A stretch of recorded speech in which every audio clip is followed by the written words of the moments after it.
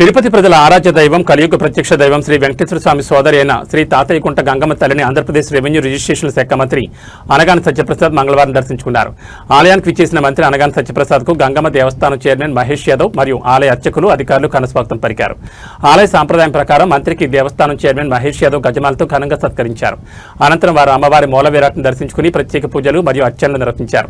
రాష్ట్ర ప్రజలు సుఖ సంతోషాలతో ఆయురారోగ్యాలతో వెలసిల్లారని, వర్షాలు సమృద్ధిగా కురిసి రాష్ట్రం సస్యశ్యామలం కావాలని అమ్మవారిని ప్రార్థించారు. దర్శనానంతరం ఆలయ మండపంలో వేద పండితులు మంత్రికి వేదాశీర్వచనం అందించారు.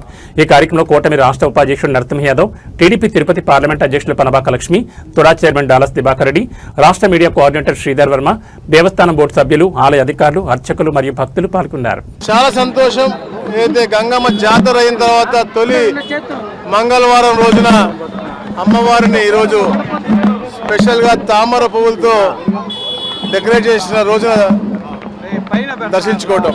ఎందుకంటే చరిత్రలో ఎప్పటి నుంచో మిగిలిపోయిన శెట్టిపల్లి భూములు నిన్న ఏదైతే హక్కుదారులు అందరికీ కూడా రిజిస్ట్రేషన్ పత్రాలు ఇవ్వడం, గౌరవ తుడా చైర్మన్ గారి యొక్క ఆధ్వర్యంలో వారి చేతుల మీదుగా ప్రతి ఒక్క అర్హులకు ఇచ్చిన తర్వాత వారు కూడా తప్పకుండా మనం గ్రామ దేవత ఎవరైతే ఉన్నారో వారిని వారి జాతర సందర్భంగా మనం దర్శించుకోవాలని చెప్పేసి మంగళవారం తీసుకోవడం జరిగింది.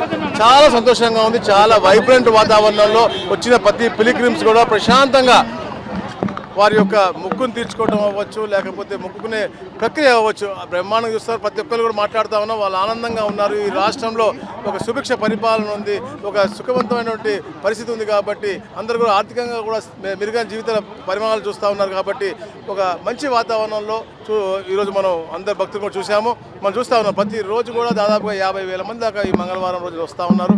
వీళ్ళకి కావాల్సిన సౌకర్యాలన్నీ కూడా ముఖ్యంగా, ఎందుకంటే అద్భుతమైన బోర్డు తెలుగుదేశం పార్టీ కూటమి ప్రభుత్వం వచ్చిన తర్వాత మహేష్ కుమార్ గారి యాదవ్ గారి యొక్క ఆధ్వర్యంలో ఒక అద్భుతమైన బోర్డు, కూటమి నుంచి అన్ని పార్టీలు కూడా ఉన్నారు.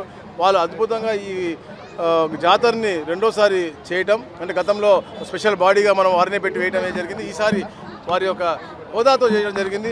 పబ్లిక్ అందరూ కూడా వచ్చినటువంటి 2 లక్షల మంది కూడా ఆ రోజు చాలా పాజిటివ్ పర్సెప్షన్ చెప్పారు. గతంలో ఎప్పుడు చెప్పని విధంగా ఇక్కడ ఉంటే అధికారులు కూడా అద్భుతంగా చూశారు. ప్రతి ఒక్కరు కూడా పాజిటివ్గా చెప్పినటువంటి పరిస్థితి. అలాంటి ప్రక్రియలో ఈరోజు మళ్ళీ అందరం రావటం, ఈ ప్రాంతం సుభిక్షంగా ఉండాలని చెప్పి ప్రార్థించడం నిజంగా చాలా ఆనందదాయకంగా ఉంది. తిరుపతి ముఖ్యంగా రాజకీయంగా ఎప్పుడు కూడా ఒక సెంటర్ ఆఫ్ పాయింట్గా ఉంటుంది. అక్కడ రాజకీయాన్ని మనం అంటే ప్రశాంతత వాతావరణం తేవాలని చెప్పే లక్ష్యంతో తెలుగుదేశం పార్టీ కానీ కూటమి నాయకులు అందరూ కూడా చేస్తూ ఉన్నారు. అన్ని గంజాయి రహిత, అలాగే ఎలాంటి అవకతవకలు లేనటువంటిది, లిటిగేషన్ లేనటువంటి తిరుపతిని తీర్చిదిద్దాలని చెప్పేసి గౌరవ ముఖ్యమంత్రి గారు ఎప్పుడు చెప్తూ ఉంటారు. కాబట్టి శెట్టిపల్లితో నాందిపల్లికి ఇక్కడ ఉన్న స్థలాల సమస్యలన్నీ కూడా రాబోయే రోజుల్లో దామిరెడ్డి సమస్య అవ్వచ్చు, శ్రీరాంపురము, పద్మావతి నగర్ అవ్వచ్చు, ఇవన్నీ కూడా సమస్యలు మేము త్వరలో మేము పరిష్కరించబోతూ ఉన్నాం. అట్లాగే శాంతియుత వాతావరణం కూడా తిరుపతిలో ఉండాలి. ఇది ఒక పిలిగ్రిమ్కి సెంటర్ పాయింట్. తిరుమల దర్శించుకున్న తర్వాత అమ్మవారిని దర్శించుకుని గంగమ్మ తల్లి అవ్వచ్చు, ఇటు వకలమాత టెంపుల్ అవ్వచ్చు, శ్రీకాళహస్తి అవ్వచ్చు, ఇదంతా ఒక ఎక్కువ టెంపుల్ టూరిజంగా మనం తయారు చేస్తూ ఉన్నాం. కాబట్టి అన్ని టెంపుల్స్ కూడా ఒక మంచి వాతావరణంలో మనం క్రియేట్ చేస్తూ ఉన్నాం. ప్రత్యేకంగా ఇక్కడ చైర్మన్ గారికి, వారి టీంకి, ఈఓ గారికి అందరూ కూడా ఒక అభినందన తెలియజేస్తా ఉన్నాం. Thank you.